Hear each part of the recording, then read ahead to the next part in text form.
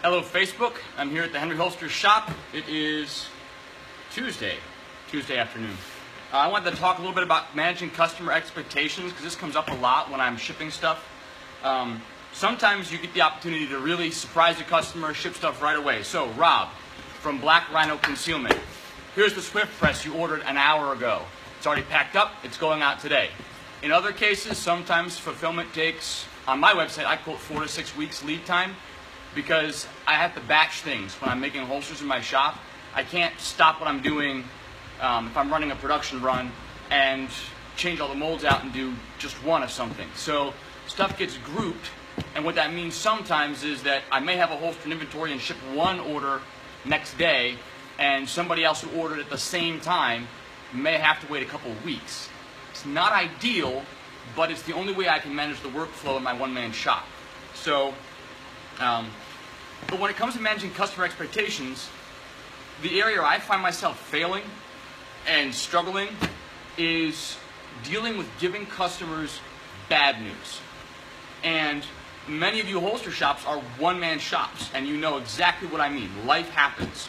Car breaks down, you get sick, one of your suppliers doesn't have the plastic or the belt loops or the screws or something you need, or you get a new mold in, you make a holster, turns out the mold's out of spec, it doesn't fit, you're behind, you wasted the custom printed plastic you got from Tactical Infusions, who knows, something happens, and the lead time you told the customer you'd be able to hit is not going to happen anymore. And here is the number one temptation that I have when that happens. The first temptation is just say nothing, do nothing. Hope the customer doesn't notice. That's always bad, because the customer always notices. And then you've not communicated, you have not given them a heads up, you've not warned them what's about to happen. And so they feel like they have to pry it out of you, and that makes them unhappy. The second thing is, if you do proactively communicate with them, which you should, it's really easy for me to imagine the best case scenario. So something happened, I'm going to miss the lead time. The soonest I could possibly ship it is 2 days after the projected ship date that I initially gave them. If I tell them it's going to ship 2 days after, I've given myself a very tight window. What if something else happens? What if I have another problem?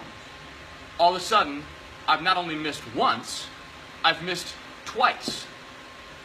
And the customer starts feeling like they can't count on my lead time. Can't see if I'm getting any comments here. Hang on one second. Adam Johnson is in. Adam, your holster's in the mail. I had it in inventory, so it shipped.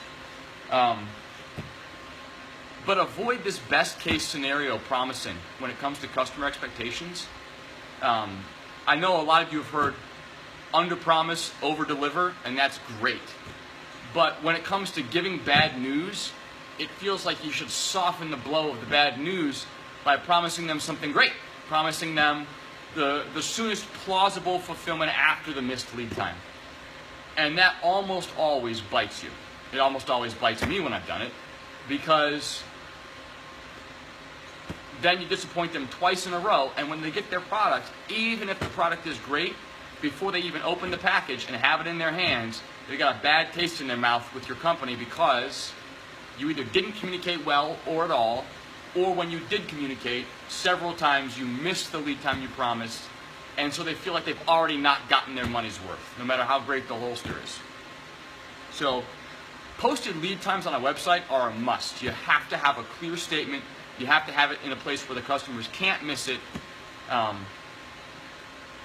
Ideally, you have them check a box when they check out. I understand that nothing is in stock or orders are built to spec, and that it will take 2 to 4 weeks, 4 to 6 weeks, 50 to 90 weeks, whatever your lead time is, so that they know what they're signing up for. But then, when things go wrong, which they inevitably do, don't hurt yourself by promising an unrealistically tight follow-up lead time. And Sometimes it means you have to give some money back. Sometimes it means you have to throw in some extra swag or some extra product, maybe a free mag carry or a free knife sheath, depending on who you're dealing with and what the order was and the volume involved.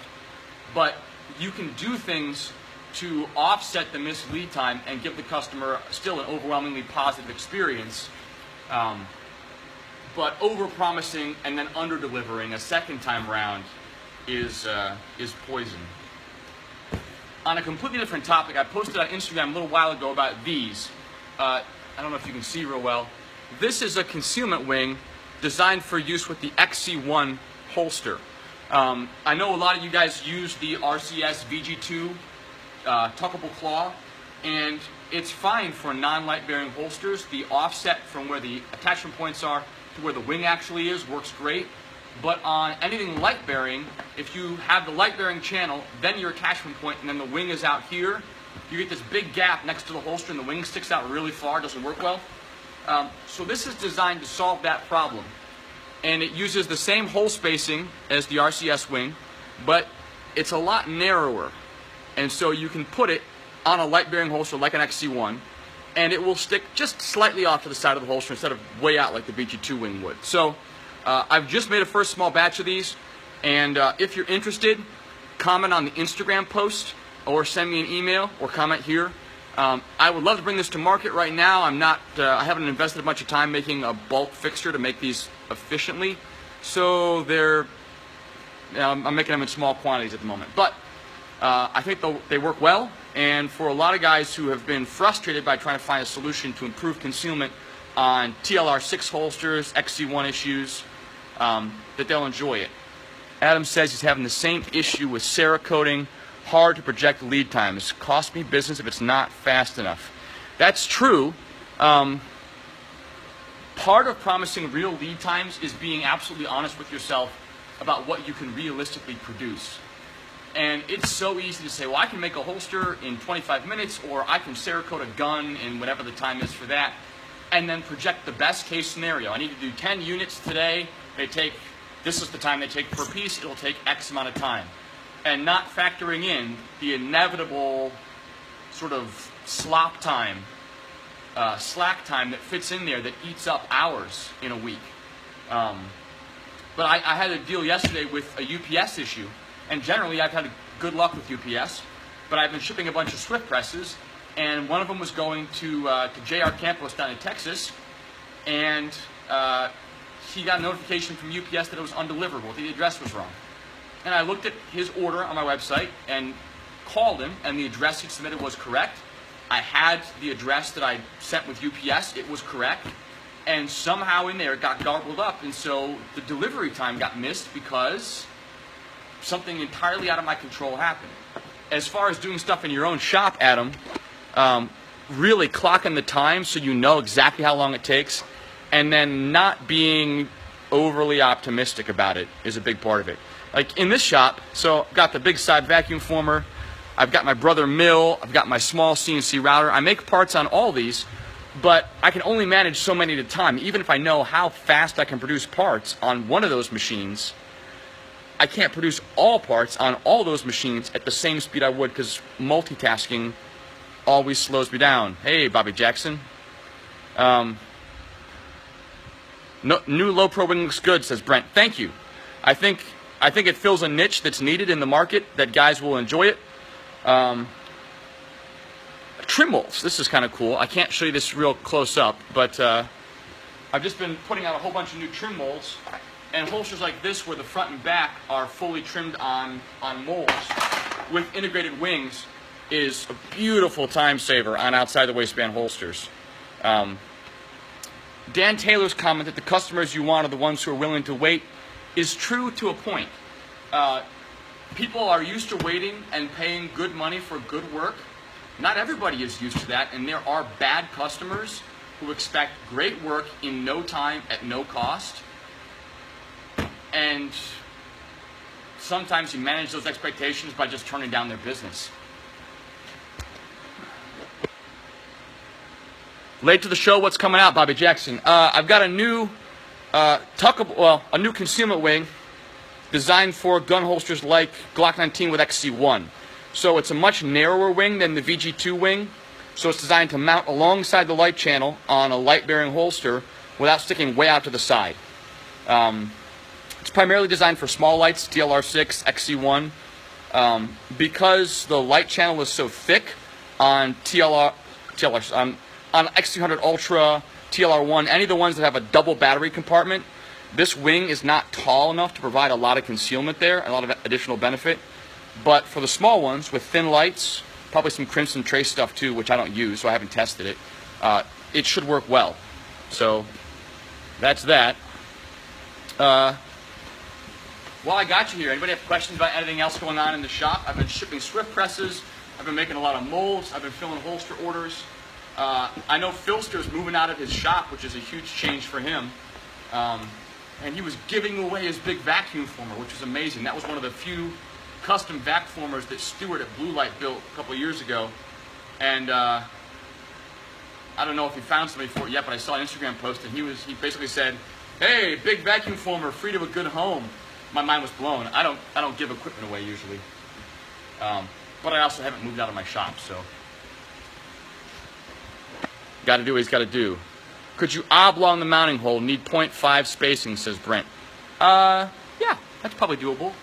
Right now they're drilled. I could change them to a milled profile and make them oblong. It's a good idea, Brent. I'll write that down. Brent wants 0.5. I'm totally analog in my shop. All my notes get taken on Sharpie and paper. You can still see there's a stack of Swift presses in the background there. This is all I've got left in inventory, but they're usually getting packed up and shipped same day or next day. So if you want one, hit up the website. They're live on henryholsters.com, $4.25 shipped in the continental US via UPS ground. The custom boxes I bought have been great. I was so happy. I used to have to get sheet cardboard and cut and fold it myself. Totally worth spending the money to get a run of custom boxes made. It has saved me so much hassle. The fit is great, and it allows me to use the same amount of bubble wrap for every press and just keep packing simple. So that's what I got for now. The pipeline of new ideas and new projects is always expanding, and I'm always working to try to prioritize which things are most useful to the most people soonest. But if you have ideas for stuff you want, even little things like this, attachments, hardware, drop me a line. You can message me on Instagram or email me or text me. My number is 812-369-2266, and I respond to texts pretty quickly. But if you have ideas, let me know, and we can see if we can, bring them to reality. Make a physical product that works well for you and maybe also for other people. So, thanks for joining us. This is the first Facebook Live broadcast from my company page. I'll probably be broadcasting from this page primarily, not from my personal page. And I got Periscope, so I'm going to start trying out Periscope and comparing it to Facebook Live and seeing what I like. I know there's a lot of you guys probably aren't on Periscope, and I don't have any followers on Periscope yet, but I'll be trying to drive some traffic over there and do some stuff there and see how that goes. So, thanks for joining me.